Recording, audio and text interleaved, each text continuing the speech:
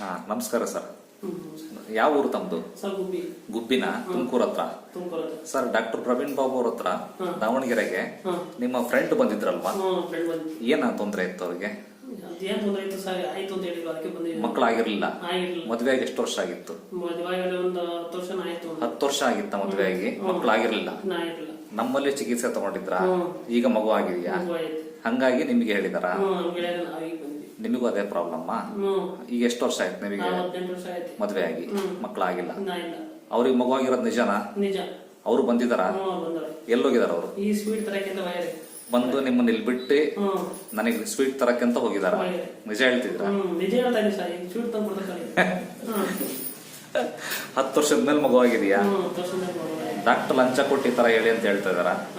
Doctor ಲಂಚ ಕೊಟ್ಟು ಈ ತರ ಹೇಳಿ ಅಂತ ಹೇಳ್ತಿದಾರ? ಏನಿಲ್ಲ ಸರ್, ಲಂಚ ಪಂಚ ಏನ್ ಕೊಟ್ಟಿಲ್ಲ. ಏನಿಲ್ಲ ಅಲ್ಲ? ಏನ್ರಿ ಅದು? ಏನೋ ಸತ್ಯ ಅಲ್ಲ. ಲಂಚ ಪಂಚ. ಓಕೆ, ಈ ವಿಷಯದಲ್ಲಿ ಯಾರು ಸುಳ್ಳು ಹೇಳಲ್ಲ ಅಲ್ವಾ? ಓಕೆ, ಖುಷಿ ಇದೆಯಲ್ಲ? ಖುಷಿ ಐತಿ ಸರ್. ಅವ್ರಂತ ಖುಷಿ ಐತಿ. ನಮಗೊಂದು ಆದ್ರೆ ನಮಗೂ ಖುಷಿ ಐತಿ. ನಾವ್ ಬೇಜಾನ್ ಖರ್ಚು ಮಾಡ್ಬಿಟ್ಟಿದೀವಿ.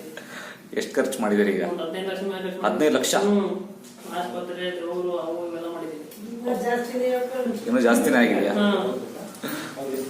ಓಕೆ ಅಮ್ಮ, ಆಗ್ಲಿ. ಅವರು ಸ್ವೀಟ್ ತಗೊಂಬರ್ಲಿ, ನಿಮಗೂ ನೋಡೋಣ. ನಮ್ದೇನಿಲ್ಲ, ದೇವ್ರ ದಯೆ. ಆಯ್ತಾ? ಒಳ್ಳೇದಾಗ್ಲಿ ಸರ್. Thank you.